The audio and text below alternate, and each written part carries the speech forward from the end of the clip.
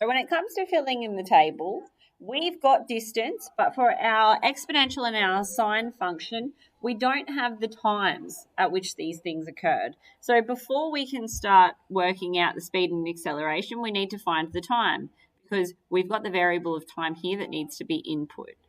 So you will obviously do 0, 5, 10, all the way up to 42.2.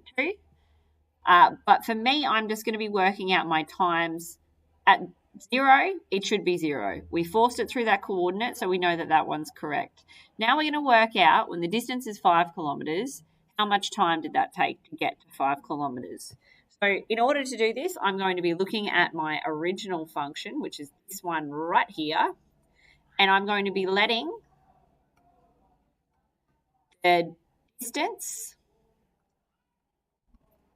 equal 5 and solving for the time.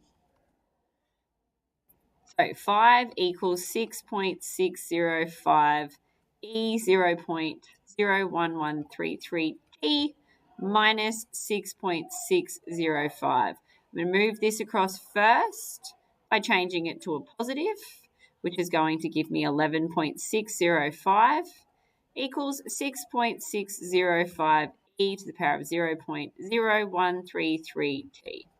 Now I'm going to move this one across by dividing. So it's going to be over 6.605. I'm going to chuck that in my calculator to simplify those numbers, even though they are pretty ugly. You could choose to leave this in exacts. It is just going to make things a tad more difficult, but it's not impossible.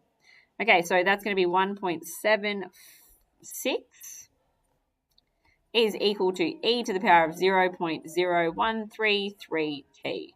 Now I'm going to take e across by changing that exponential function to a logarithm with a base of e. Now I'm left with, we may as well do the next step as well. So now this will all come down and become regular numbers, and I'll divide by this number there, leaving me with t is equal to ln 1.76 over 0.0133. So last thing I need to do is chuck that into my calculator. ln 1.76 divided by 0.0133. Okay, and I get the answer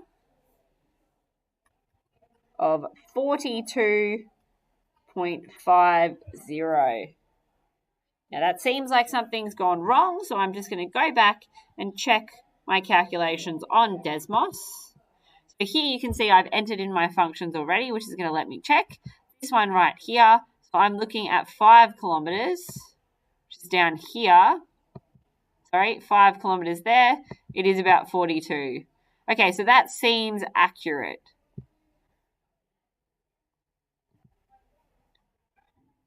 Okay, so then that means that the time that we reach 5 kilometres is after 42.50. So way slower initially than the other guy, but he must get pretty damn fast. Now to work out what speed he's travelling at 42 minutes 50 seconds, I'm going to substitute this value into our function for velocity, which is this one. So the speed function, Vt, is equal to 0.8804 e 0.0133, and now I'm going to substitute this number up in here, 42.5.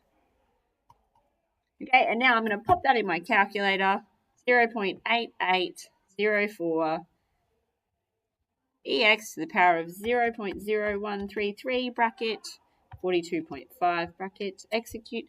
Okay, and I get an answer of 1.549. So my speed, which is going to be kilometres per minute, is going to be 1.49.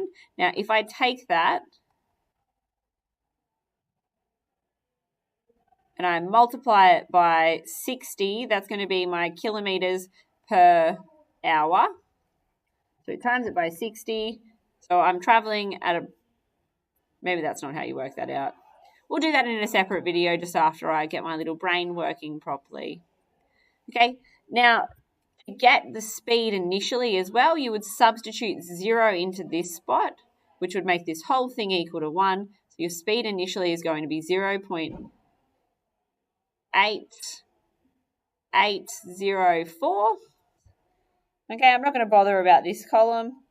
For the acceleration, just like I did with speed, I'm going to substitute my time into this section here. So to fill in that first one with time, this whole thing is to the power of 0, which means that it's equal to 1, which means I'm left with this initially. So it is increasing in speed initially, but it's only increasing very slowly.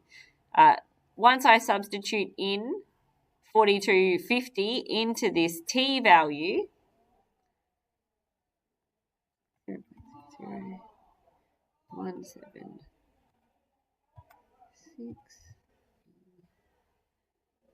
0.0133 bracket 42.5. Okay, then I get an answer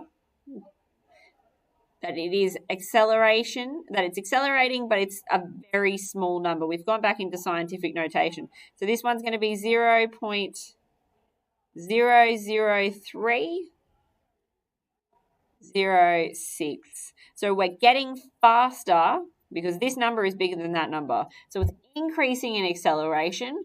We're getting speedier. You know, these are probably things that you should talk about